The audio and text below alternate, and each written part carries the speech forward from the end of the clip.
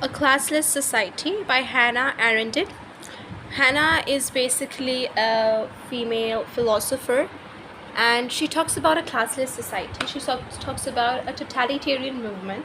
A totalitarian movement is basically the one wherein a single party takes over the whole country in, almost every aspect of your life, and there is no space for any opposition, for any other party, for anything. Okay, nothing is more characteristic of the totalitarian movements in general and of the quality of fame of their leaders in particular than the startling swiftness with which they are forgotten and the startling ease with which they can be replaced. So, when we talk about totalitarian movements, of course, during the in any totalitarian movement, their leaders are immensely famous and popular. They enjoy incredible mass support, and one thing about these is totalitarian movements happen on a very large scale for a very huge number of people, but still their leaders, the fame of their leaders and the movement themselves, the leaders are very quickly forgotten and very quickly replaced. Okay, we all know about Hitler, Stalin. These are some of the one of the most famous totalitarian leaders. Hitler rose to fame, and such fame that people were totally blinded by his charisma and by his aura. And what happened was, as soon as their dreams, I would say in quotes, were broken, and they just realized, and suddenly Hitler was like the worst enemy of the whole globe of all times. What Stalin accomplished laboriously over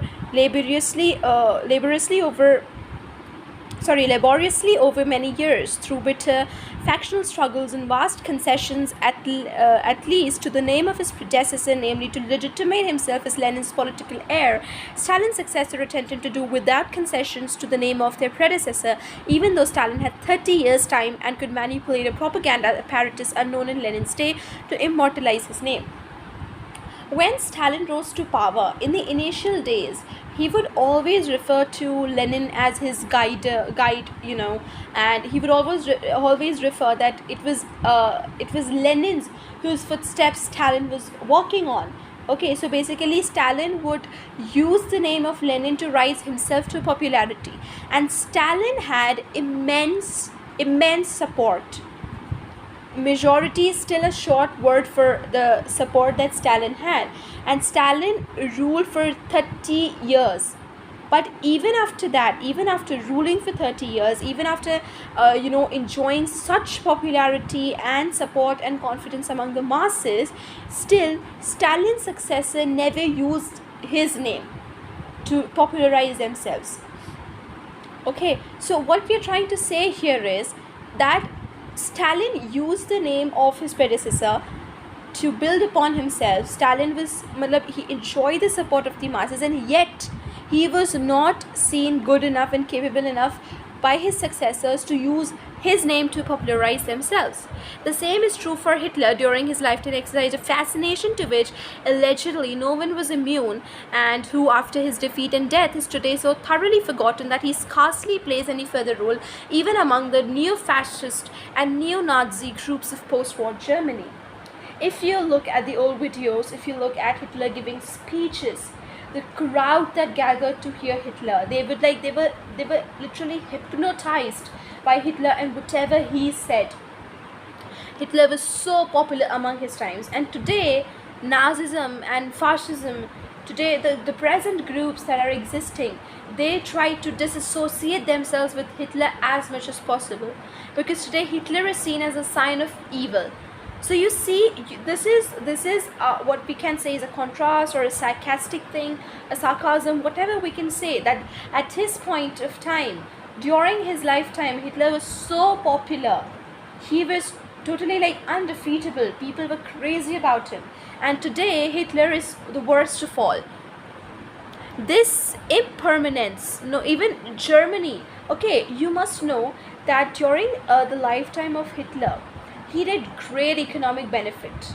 This is actually seen that even in despotic rules, because the leaders are so ruthless, that we see a significant and a very a very proper and significant economic prosperity and development for the country. So even during the time of Hitler, we all know about Volkswagen.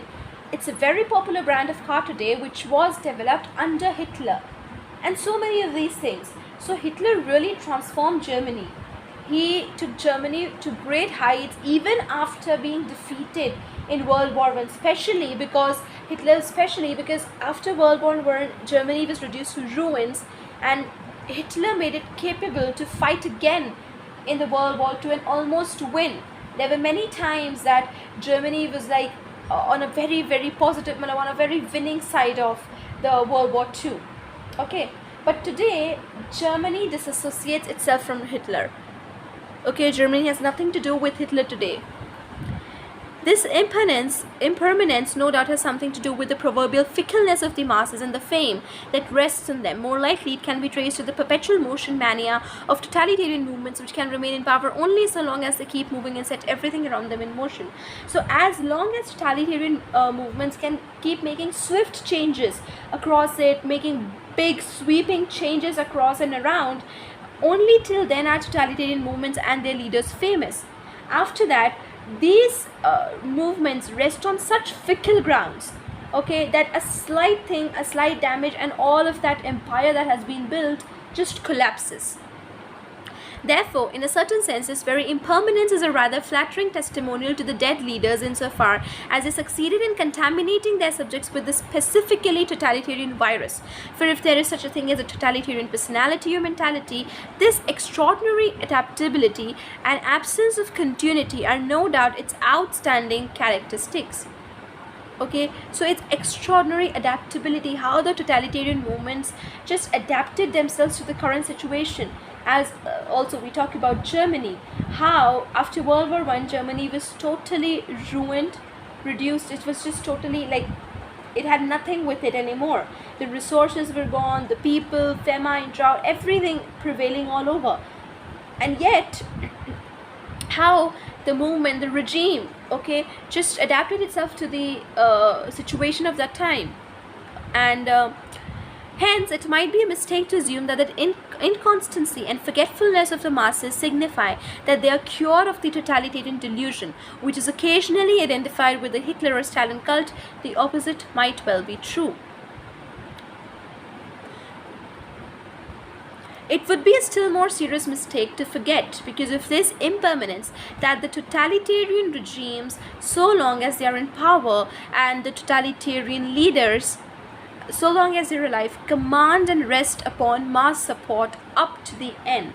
So as long as the movement is going on, as long as the leader is alive, they literally feed on the masses. I'm using the word feed here. They literally feed on the masses, and they keep taking their support and keep growing and growing and growing. So Hitler's rise to power was legal in terms of majority rule, and neither he nor Stalin could have maintained the leadership of large populations, survived many interior and exterior crises, numerous dangers, etc., etc.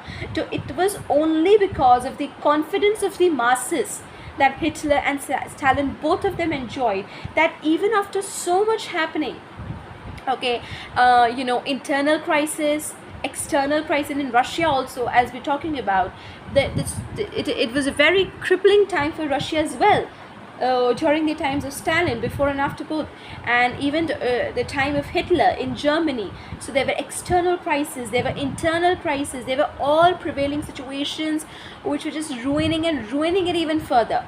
And even after that, Hitler and Stalin still enjoyed the mass support for such a long time, because the mass had their confidence in both of them. Neither the Moscow trials nor the liquidation of the Rome faction would have been possible if these masses had not supported Stalin and Hitler.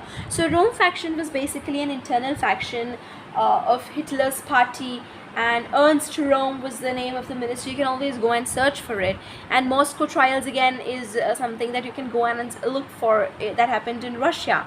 So they wouldn't have been possible if people did not support Stalin and Hitler.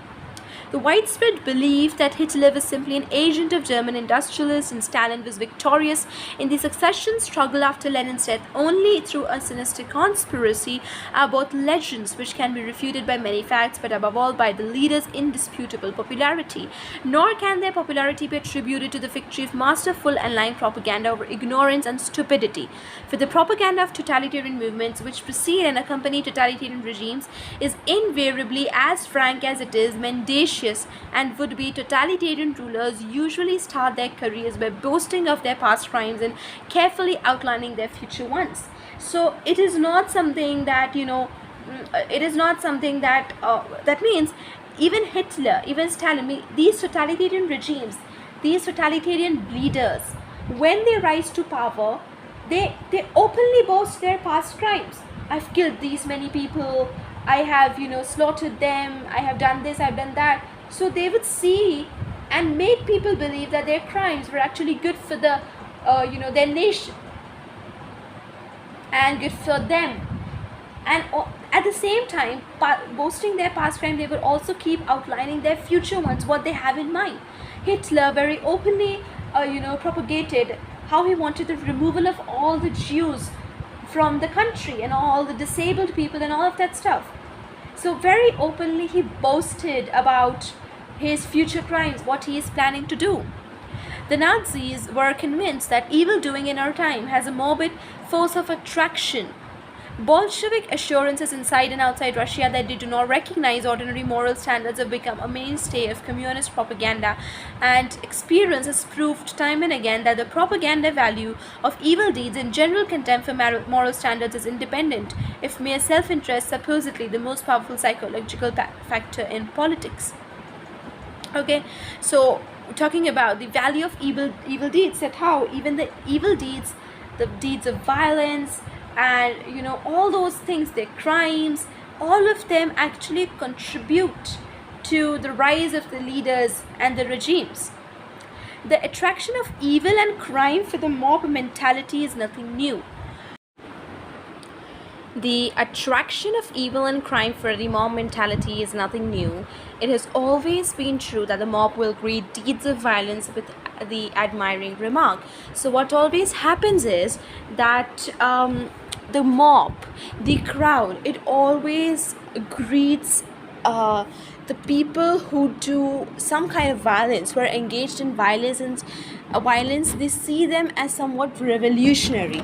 So when Hitler would boast of his crimes, what he had done in past, and when Hitler would outline his plans for the future, that okay, we are going to remove and eradicate all the Jews and the disabled from our country, we are going to make it pure and racially pure and all that stuff, that is because the people see it as somewhat revolutionary. That to bring about good and better changes, to bring about better good days, we need a storm sweeping us out. Okay, like the calm before the storm, the calm after the storm. So they see the violence as something of very revolutionary, something that is going to be an advantage to them. And that is why always whenever the leaders boast of their crimes in a totalitarian movement, people are almost moved by it, because they see it as something, a very inspiring story.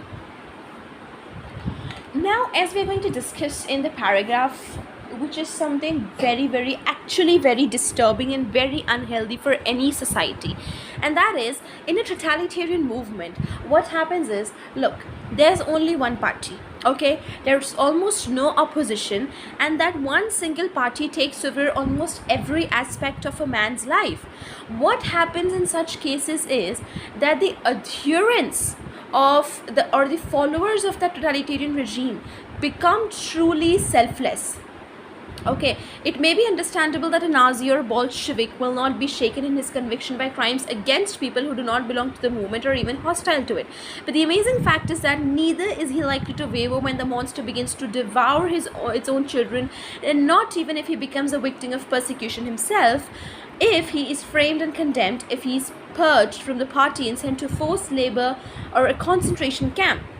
Now, what they're trying to tell you here is, imagine of a situation wherein there's a person who considers himself to be a very true Nazi, okay?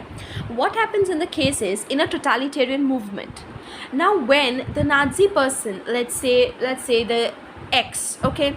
When the X person sees that another person, Y, who does not agree with the aim of the Nazi party, who is against the Nazi party, for example, Y is some Jew, okay, or some other humanitarian who thinks that this Nazism is total bullshit. It goes as well as with, you know, Bolshevism, which was in Russia under Stalin, okay? So the X person sees that the Y is against him and his ideology of Nazism. What will X do is, if Y tomorrow is persecuted, if he is killed, if the Nazi will actually feel happy, it's good that it happened with him. He was not following with the Nazi ideology, the Nazi thinking, and that is what should happen with him. Okay, so if an enemy of that ideology of Nazism happens, then X is okay. Then though it's okay, he is a true adherent. But what happens in a totalitarian movement is that the adherents, that the follower of that regime are so engulfed by that regime that even if that Nazism starts to kill his own children, or even he himself is sent to a concentration camp like the other Jews, still he would be devoted to the Nazism ideology. That is what is so unhealthy. Okay, to the wonder of the whole civilized world, he may even be willing to help his own prosecution and frame his own death sentence if only his status as a member of the movement is not touched. So he sees himself as such a proud Nazi that to maintain that status within the party, to maintain himself as a member of that Nazi party, he would do anything for it. Okay, he would even frame his own death sentence, prepare for his own death sentence, because he is so much engulfed by that aura of being a member of the Nazi party, and, you know, having that power with you to be called a Nazi, that he himself will design and prosecute and, you know, design his own death sentence, even the death sentence of his children. So we're actually talking about that in a totalitarian movement. What happens is that the people are so totally, you know, completely engulfed and devoured by the movement that they don't see anything beyond it. Okay, it would be naive to consider his stubbornness of conviction, which outlives all actual experiences and cancels all immediate self-interest, a simple expression of fervent idealism.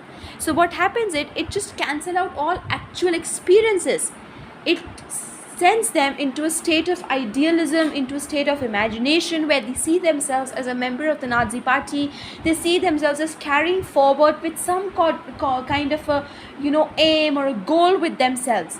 They see that they are like the torch bearer of it, okay, the light bearer of the movement. They are bringing the movement forward, they're making the party move forward, and they are doing it, you know, they're actually working for the development for everybody. They're doing it very selflessly, and even if they themselves are condemned to death, they think that they're not actually dying, but they're actually being martyred. They're martyrs who have, you know, died for a great cause, and then, you know, something they just feel very proud within themselves. Idealism, foolish or heroic, always springs from some individual decision and conviction, and is subject to experience and argument. The fanaticism of totalitarian movements, contrary to all forms of idealism, breaks down the moment the movement leaves its fanaticized followers in the lurch, killing in them any remaining conviction that might have survived the collapse of the movement itself.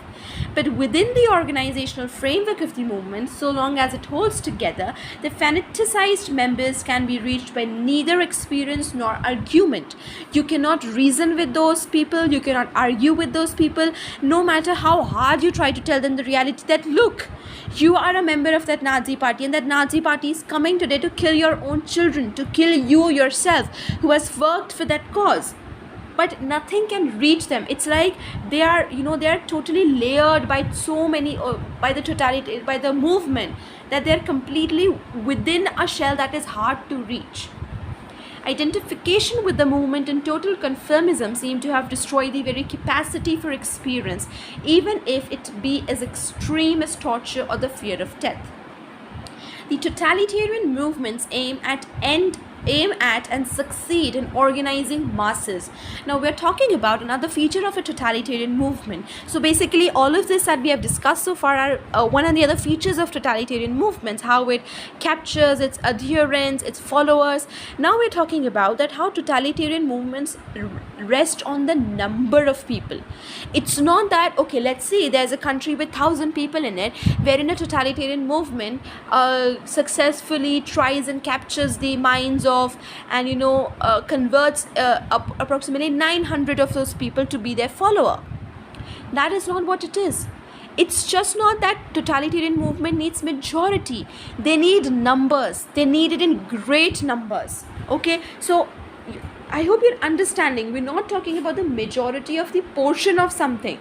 We're not talking about that, okay, a totalitarian movement becomes when it has captured the minds of 95% of the people. No, they need number.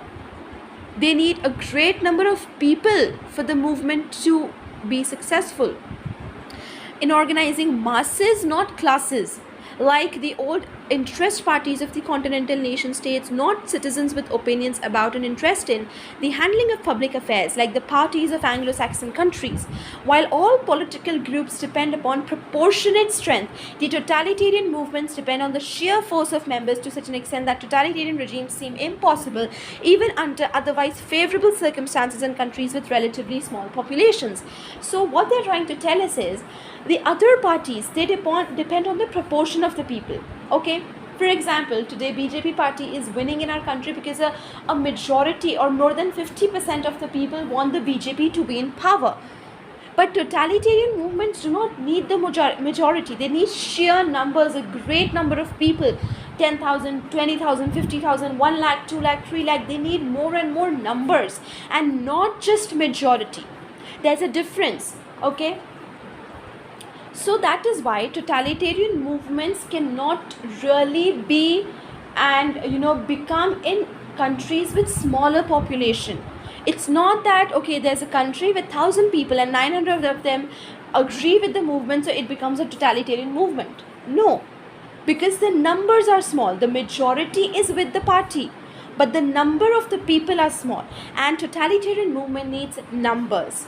After the First World War, a deeply anti-democratic, pro-dictatorial wave of semi-totalitarian and totalitarian movements swept Europe. Fascist movements spread from Italy to nearly all Central and Eastern European countries. The SEC, yet even Mussolini, who was so fond of the term totalitarian state, did not attempt to establish a full-fledged totalitarian regime and contented himself with dictatorship and one-party rule. So, Benito Mussolini was a leader from Italy, and he was again one of such leaders like Stalin, like Hitler.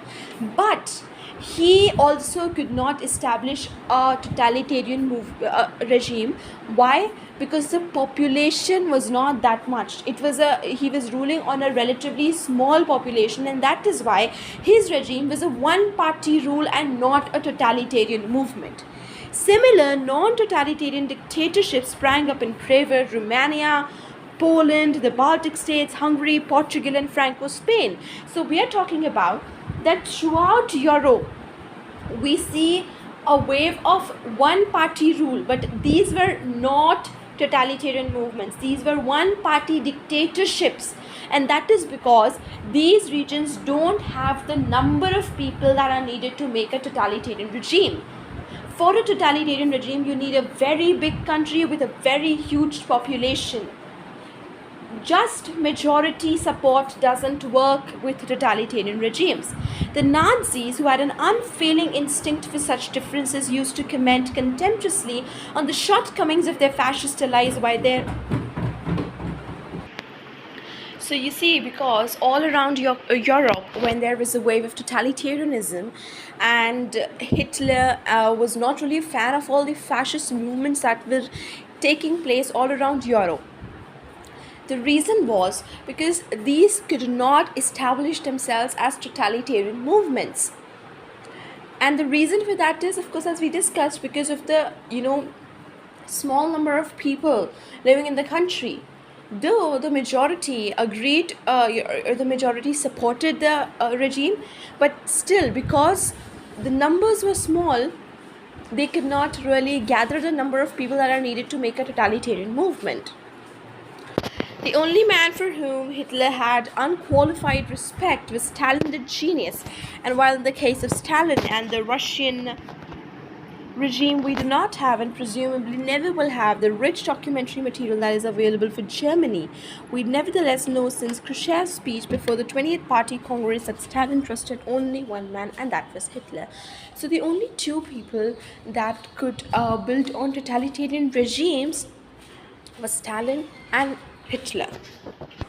And the reason for that is because Germany and Russia both were huge countries, and they had lots of people there as compared. So what totalitarian regime needs is not only the majority but the sheer number of people. They need more and more, thousands, 2,000, 10,000. The quantity of people should be more to establish a totalitarian regime. And that is why only Germany and Italy are the two European states or European countries that could establish a totalitarian regimes, other could not. The point is that in all these smaller European countries, non-totalitarian dictatorships were preceded by totalitarian movements, so that it appeared that totalitarianism was too ambitious in aim, that although it had served well enough to organize the masses until the movement seized power, the absolute size of the country then forced the would-be totalitarian ruler of masses into the more familiar patterns of class or party dictatorship. So of course we don't have as much information, as much documentaries about Russia as we have of Germany, and that is why we know more about Hitler and the Nazi party and Germany as compared to Stalin and Russia and Bolshevism. Okay, the material, the information compared is much less.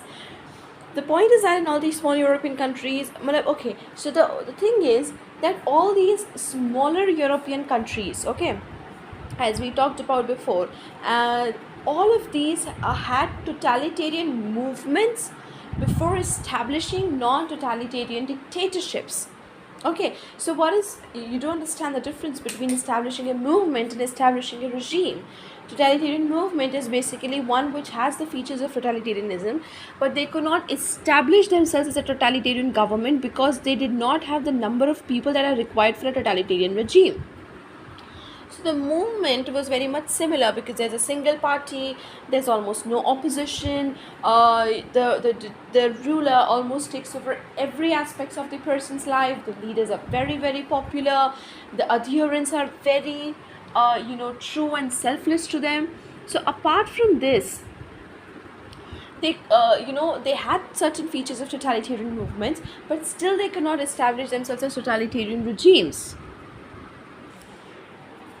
The truth is that these countries simply do not control enough human material to allow for totalitarian domination, and its inherent great losses in population.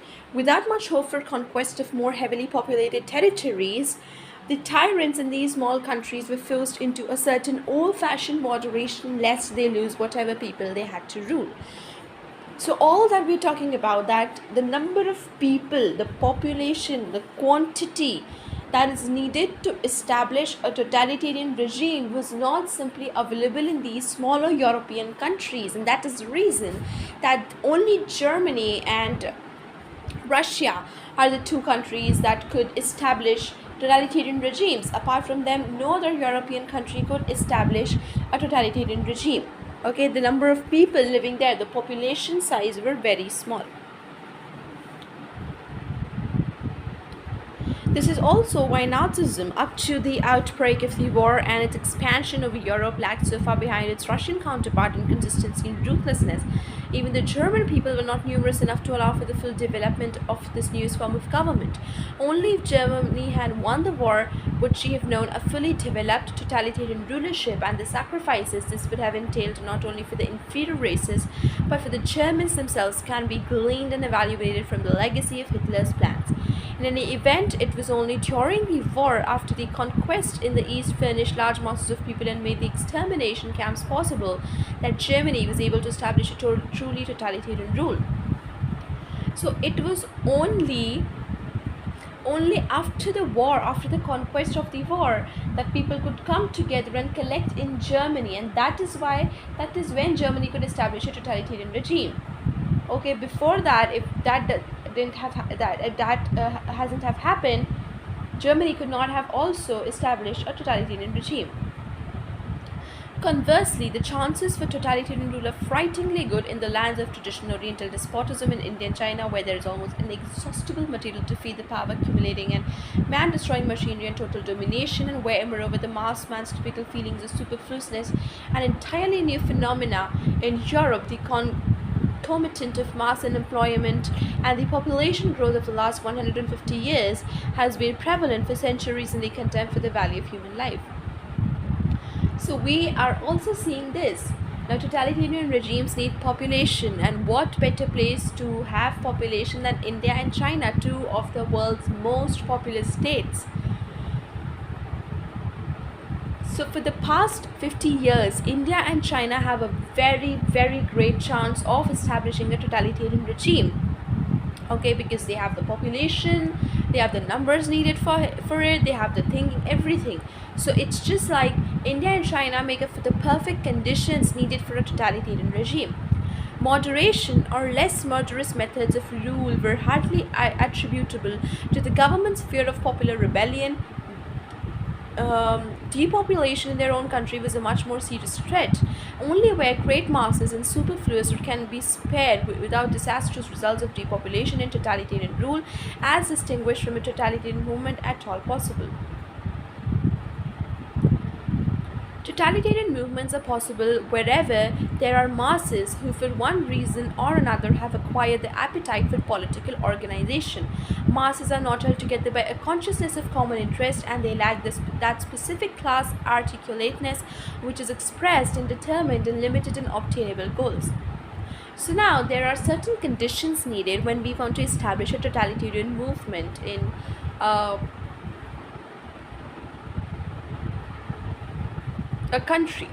Now the first thing is a reason. There has to be a reason where the masses have acquired the appetite for political organization. We see that after the World War, Germany was just broken and shattered and disorganized. It became a chaotic country with not much resources left, with a lot of destruction, with the humiliation of the war. So like Germany was not really a well stabilized place at that time, and that is why it was in sheer need of a political organization, and that is why Hitler came in with his plans, with his ruthlessness. He showed people that I could do something for you, I could do something for the country, you need to believe in me, and I will bring about a change, and it will be a good change for everybody. Okay, so masses are not, the term masses applies only where we deal with people who, either because of sheer numbers or indifference or a combination of both, cannot be integrated into an organization based on common interest into political parties or municipal governments or professional organizations or trade unions. So masses are not held together by consciousness of common interest. We are talking about a mass and not a class. When we talk about a class, there are certain features in a class that in the members of a class that bring them together into a class. Now when we talk about masses, so basically masses do not have a common interest. Okay, they're not held together by the consciousness of common interest, and there's nothing like anything that is common between them. Okay, there is no common interest between them. Masses apply to great number of people, and that to the great number of people where there is an indifference, where there is no combination of any goals, where there is no commonness as there should be in a class. So that is how basically mass is just a collection of a huge number of people. That's all. They don't have any common interest, they don't have any nearby goals to attain, anything for that matter. So they are, they cannot be integrated into any organization based on common interest, political parties. So all those people who don't have, it's like it's just a random collection of people, a huge number of collection of people who cannot be organized into one political party or one group or one association. Why? Because they don't have a common interest. For example, there's a group tomorrow who is going out to, for anything, for example, who's going out to I cannot get or I'm not able to get an example top of my head, but there's a group with a certain interest. Now your interests do not lie with the interest of that group, and so as many others.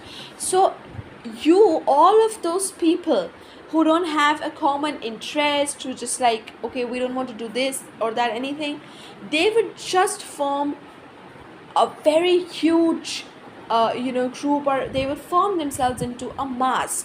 So a mass is basically people do not have a common interest, a common goal to attain. They cannot be grouped together for certain reasons. So it's just that a mass is just a random collection of a huge number of people.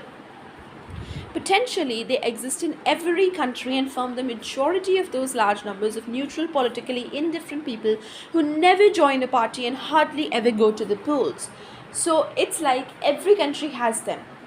Every country has people who are politically neutral, who don't have any common interest, who don't have any goal to look up to, who don't go to polls for voting, because they are simply indifferent with whatever is happening in the country. It was characteristic of the rise of the Nazi movement in Germany and of the communist movements in Europe after 1930 that they recruited their members from this mass of apparently indifferent people whom all other parties had given up as too apathetic or too stupid for their attention. So basically, what did Nazi people pick up on? What did Germany, the Nazi party under Hitler, pick up on? Are the people who were not part of any political party. If I give an example, today we have, for example, BJP and Congress. So let's say out of 100 people, 20 people support the BJP, 30 people support the Congress, and now the rest 50, or let's say, okay, 40 people support the BJP, 30 people support the Congress. So we have like 70 people supporting either of the political parties. Now out of those 100 people, there are 30 people who are not supporting either BJP nor Congress. They do not go to vote, they do not want to vote, they are indifferent to whatever is happening in the country. So basically, Germany, Nazi party picked up on that 30 people who were not aligned with any other party, any other organization. And that is the reason that these people felt valued at that time. These people felt that there is some organization that needs us. And when a person feels valued, that is when the person starts acting in accordance with the thing or the person or the organization that makes him or her feel valued.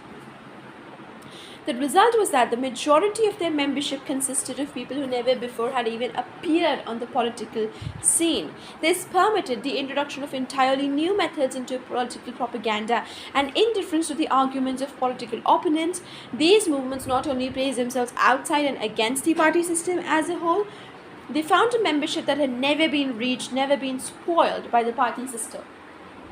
Okay, so when they picked up on the people who were not interested in joining any political party, who were politically indifferent, politically neutral, have never really taken an active role, active interest in politics, all that stuff. So when the Nazi party picked up on these people, what happened was, on the outside, it was being shown as if that this Nazi party is not a regular party.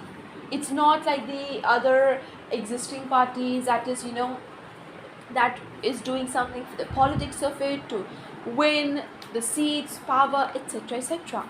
Because they saw that they have picked up on the politically neutral people.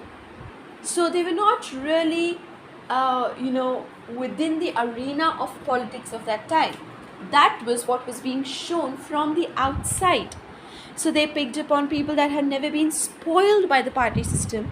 They were politically neutral, and that is why somewhere, because of all this, the Nazi party was set aside than the other parties. The Nazi party was seen not as some political party with a motive or an agenda to win certain seats, to gain power, to be the, to be leaders and this and that. It was seen as a party that really wanted to bring about a change in the country.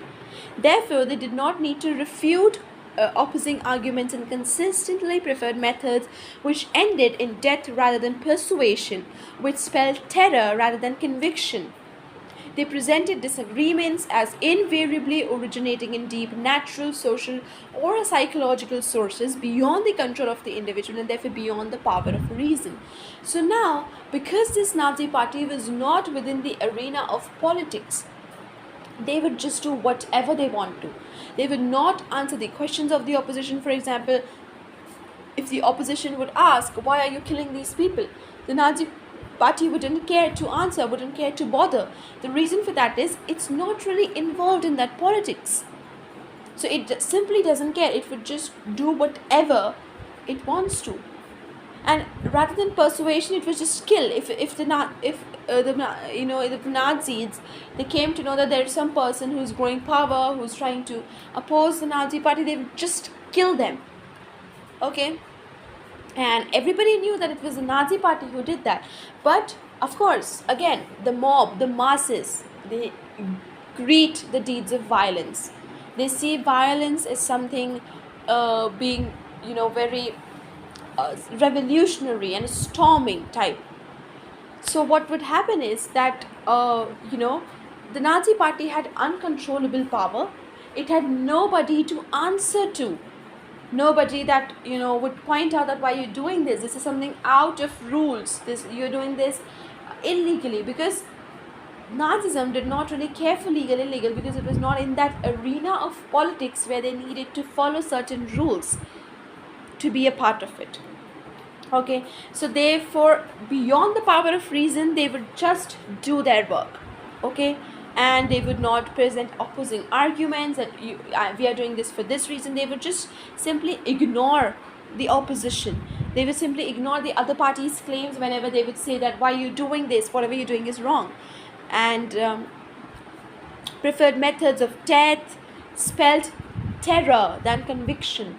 They would not go on convincing people we are good, we are better. They would be a party of terror, and they showed people that this was a very, very powerful party, because this terror basically emitted power from the party, and that is why people were just like attracted like magnets towards the party. This would have been a shortcoming only if they had sincerely entered into competition with other parties. It was not if they were sure of dealing with people who had reason to be equally hostile to all parties. You seeing this is almost genius. Okay, if this would be a shortcoming, so this death, this terror, all of this would be a shortcoming, would be a bad thing about the party if they would have directly entered into the competition with other parties, if they would have directly entered into the political arena, casting for votes, asking for votes, taking part in elections. But they never did that. So they were not like the other parties. Okay, and they were very sure to pick up on the people who had the reason to be equally hostile to all of the parties. Why? Because up till now, the people have been politically neutral. So it's not like they care for one single, for any of those parties that were opposing the Nazi party. Okay, and when the Nazi party approached them, they felt like they were valued, that there was somebody who was also thinking of them, thinking of their opinion, asking for their help. So suddenly the people changed to Nazi party as something that, okay, this is a party that is actually taking care of us, and this is not a normal party. This is not the other political parties who just wants to win because they're not taking part in elections, they're not asking for votes and all of that stuff. The success of totalitarian movements among the masses meant the end of two illusions of democratically ruled countries in general, and of European nation states and their party system in particular. Okay, now meant the end of two illusions. What are the two illusions that we hold of that was held at that time of democratically ruled countries of Europe.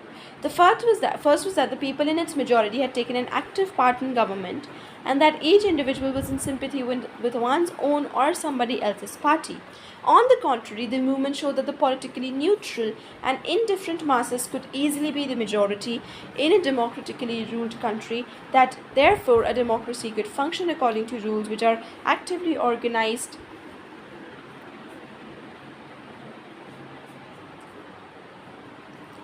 by only a minority. So the first illusion was that the people were actually, the first illusion was that people were somewhere or the other connected with one party or another, and they had sympathy with their own party or somebody else's party. That means somewhere or the other they were connected to the politics of it. That one was this illusion that people in its majority had taken an active part in the government, but that was not true. The majority were actually the one who had not taken part in any government, in any politics.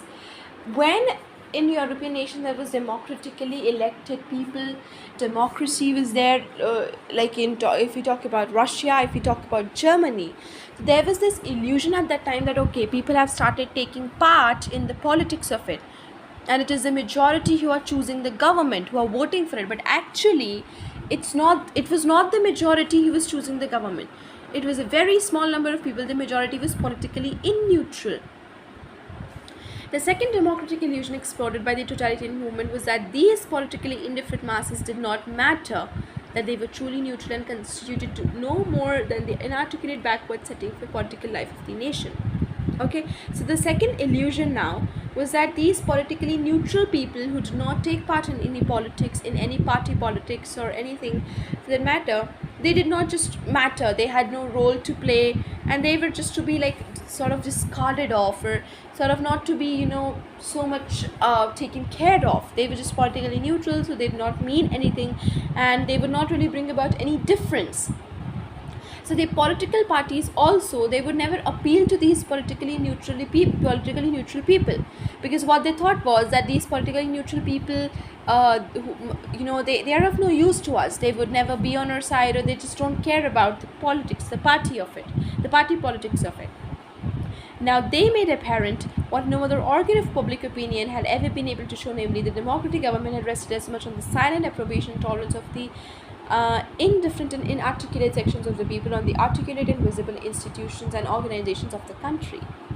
So these totalitarian movements show that the democracy was not because the majority of the people who were actually active voted. Okay, so we're talking about the politically active people, and within that politically active people, the majority voting for one single party. So it was not that democracy was working because of that, because of those people, but it was working because of the indifference of the politically neutral people.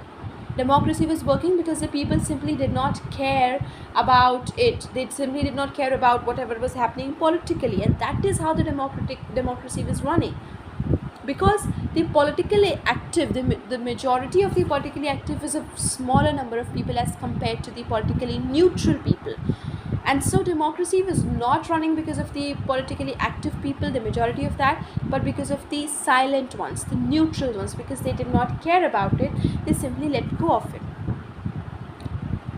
Thus, when the totalitarian movements invaded parliament with their contempt for parliamentary government, they merely appeared inconsistent. Actually, they succeeded in convincing the people at large that parliamentary majorities were spurious and did not necessarily correspond to the realities of the country, thereby undermining the self-respect and confidence of governments, which also believed in majority rule rather than in their constitution. So these totalitarian movements show that the government that is actually sitting in power was not really the choice of the majority. It was just the choice of a certain majority of a certain group of people, which was in a smaller number. It was not that majority of the people wanted that government. It has frequently been pointed out that totalitarian movements use and abuse democratic freedoms in order to abolish them. This is not just devilish cleverness on the part of the leaders or childish stupidity on the part of the masses. democratic freedoms may be based on equality of all citizens before the law, yet they acquire their meaning and function organically only where the citizens belong to and are represented by groups to form a social and political hierarchy. So those totalitarian movements, what they do is they actually use and abuse the freedom that democracy provides to the people. And what is even more sarcastic is that okay, the devilishly clever leaders, so they would of course to implement their rule, they would abuse the democratic freedom. They would not allow anybody to do anything. They would try to control over their life. But what is sarcastic is the childish stupidity of the people, that they were not able to compare that before this in a democracy we had much greater choice, much freedom, much more options to swing by. And now suddenly in this totalitarian movements we don't have any options. We are being controlled by one single party where we don't have any opposition, we don't have any freedom, we don't have any choices to make. So they don't realize this, they're not able to compare between these two things. The breakdown of the class system, the only social and political stratification of the European nation state, certainly was one of the most dramatic events in the recent German history, and as favorable to the rise of Nazism as the absence of social stratification in Russia's immense rural population, of political education most inaccessible to ideas capable of ennobling was the Bolshevik overthrow of the democratic Kerensky government. Conditions in pre-Hitler Germany are indicative of the dangers implicit in the development of the western part of the world, since with the end of the Second World War, the same dramatic event of a breakdown of the class system repeated itself in almost all European countries, while events in Russia clearly indicate the direction in which the inevitable revolutionary changes in Asia may take. So, the conditions in pre-Hitler Germany are indicating of the dangers implicit in the development of the western part of the world, since with the end of the Second World War, the same dramatic event of a breakdown of the class system repeated itself in almost all European countries. So basically, all that has happened in Germany and Russia is very much likely to happen in Asia, because somewhere or the other we see that many of the steps in Asia are matching than that happened with Russia and Germany. Practically speaking, it will make a little difference whether totalitarian movements adopt the pattern of Nazism or Bolshevism, organize the mass in the name of race or class, pretend to follow the laws of life and nature, or of dialectics of economic.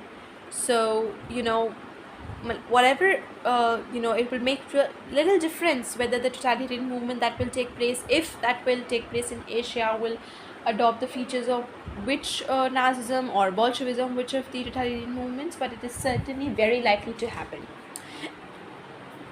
Indifference to public affairs, neutrality on political issues are in themselves no sufficient cause for the rise of totalitarian movements. So it's not that these are the only things that will help for the development of totalitarian movements. The competitive and acquisitive society of the bourgeoisie had produced apathy and even hostility toward public life, not only and not even primarily in the social strata which were exploited and excluded from active participation in the rule of the country, but first of all in its own class. The long period of false modesty when the bourgeoisie was content with being the dominating class in society without aspiring to political rule, which it gladly left to aristocracy, was followed by the imperialist era, during which the bourgeoisie grew increasingly hostile to existing national institutions and began to claim and to organize itself for the exercise of political power. So it's not that just the people who were politically neutral, were the only reason that led to the development and that led to the success of the totalitarian movement. Okay, if we talk about the society of the bourgeoisie, so these are basically the working people, the rich, let's say, of the merchants, the wealthy people who were involved in trade and business. So at a point of time they were not really interested in politics and power. They really left it up to the aristocracy to be the power holders of the society, the law bearers and the lawmakers of the society. Okay, the long period of false modesty when the bourgeoisie was content with being dominating class without aspiring to political rule. So that was really a period, because The bourgeois have always, look, if you have money with you, you'll certainly try to take over, try to control over the people who don't have. And political rule is something that, of course, the bourgeois would have wanted, though for a long period of time it was not what they had. Both the early apathy and the later demand for monopolistic dictatorial direction of the nation's foreign affairs had their roots in a way and philosophy of life so insistently and exclusively centered on the individual success or failure in ruthless competition that a citizen's duties and responsibilities could only be felt to be a needless drain on this limited time and energy. These bourgeois attitudes are very useful for those form of dictatorship in which a strong man takes upon himself the troublesome responsibility for the conduct of public affairs. They are a positive hindrance to totalitarian movement which can tolerate bourgeois individualism no more than any other kind of individualism. So basically, this bourgeois class, they are not the people who would want to give absolute control to somebody else, like also in a totalitarian regime. Okay, because these are wealthy people, this is a wealthy class, they have money, they have the resources, they have the appropriate, let's say, information and education too. Because what happens is, the merchant class, they are mostly involved in a business of travel and trade and export, so they are aware of all the different political systems that were there uh, during that time in other countries. How were they arranged? How was the political system of other countries? So they would certainly not give absolute or complete power or responsibility to a totalitarian leader. The apathetic sections of a bourgeois dominated society, no matter how unwilling they may be to assume the responsibilities of citizens, keep their personalities intact, if only because without them they could hardly expect to survive the competitive struggle for life. The decisive differences between 19th century mob organizations and 20th century mass movements are difficult to perceive because the modern totalitarian leaders do not differ much in psychology and mentality from the earlier mob leaders, whose moral standards and political devices so closely resemble those of the bourgeois. Yet, insofar as individualism characterized the bourgeoisie as well as the mob's attitude to life, the totalitarian movements can rightly claim that they were the first truly anti-bourgeois parties. None of their 19th century predecessors, neither the Society of the 10th of December, which helped Louis Napoleon into power, the butcher brigades of the Dreyfus Affair, the Black Hundreds, or the Russian pogroms, nor the pan movements ever involved their members to the point of complete loss of individual claims and ambition, or had ever realized that an organization could succeed in extinguishing individual identity permanently and not just for the moment of collective heroic action. So even in 20th century we see instances of totalitarian movements, and they're very clear instances. If you look upon the internet, you'll certainly be able to find, and in many of these places, especially in many countries, we see the instances of totalitarian movements. But the difference is that the totalitarian movements of the 19th century were not really from the bourgeois or the working or the earning, the rich and the wealthy class, per to say. Okay, so they were basically, if you look at Hitler, he was just a normal, at one point of time, a soldier, and he was not really, did not really belong to the rich or the wealthy class, so as to say. Okay, and the Louis Napoleon, if you talk about the Dreyfus Affair, Black Hundreds of the Russian pogroms, all of these pogroms, all of these areas, they did not really sprang from the bourgeoisie class.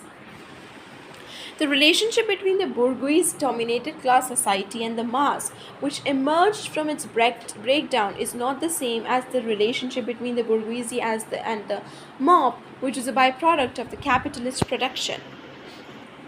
The masses share with the mob only one characteristic, namely that both stand outside all social ramifications and normal political representation.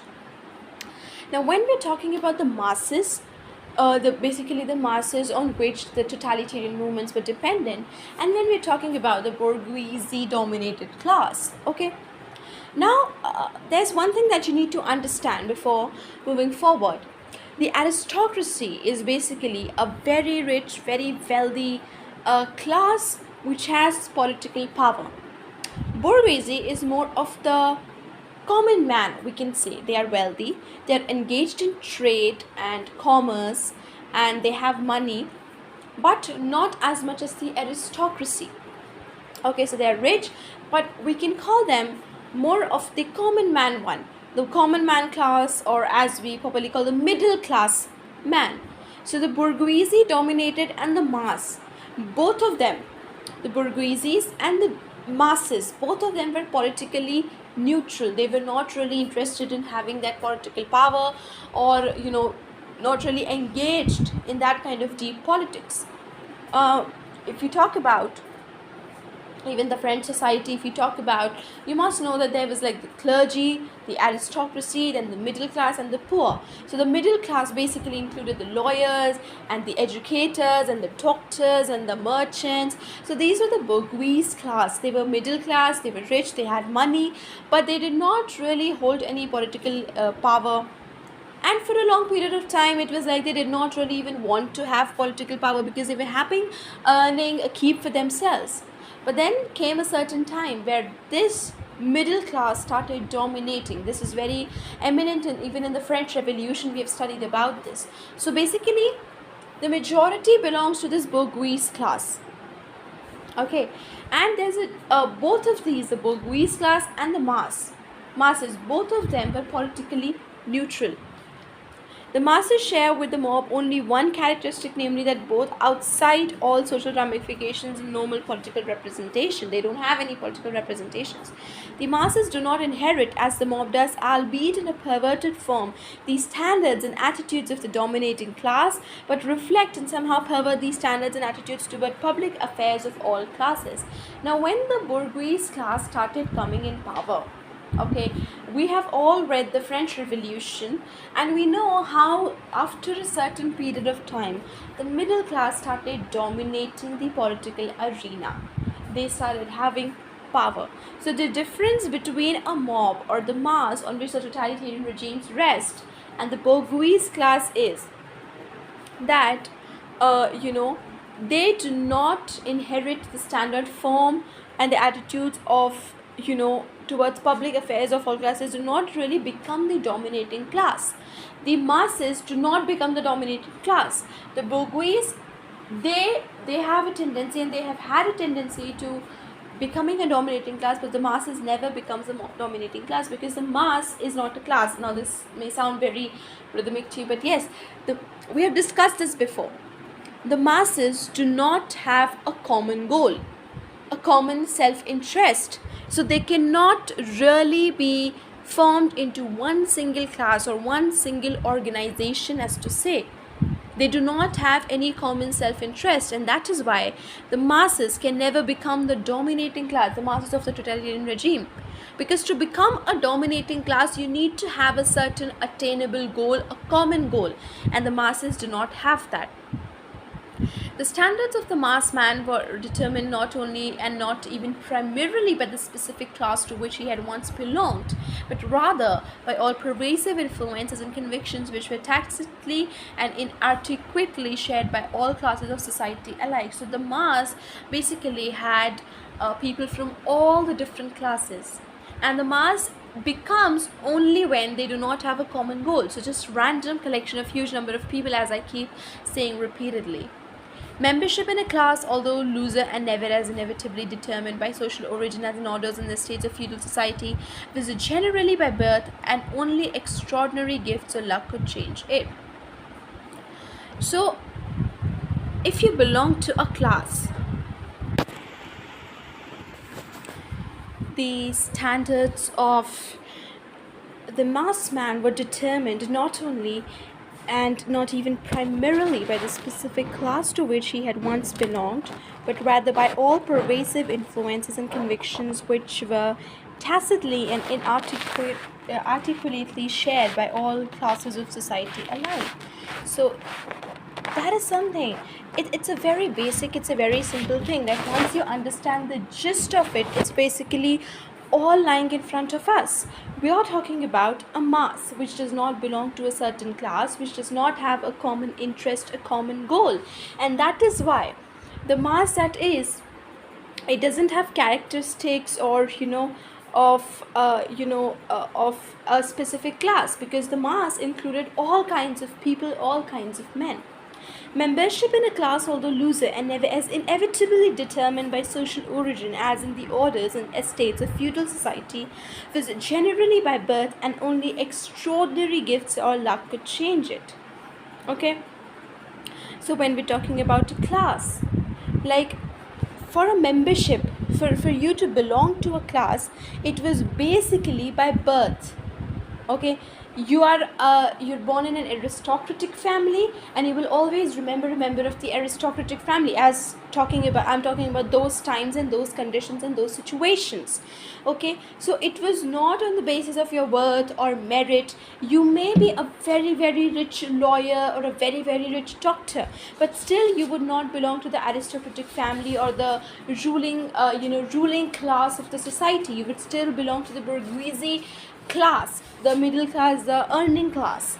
Okay, so for you to be a member of a class, it was highly based on your birth and not your worth or occupation or any other such circumstances.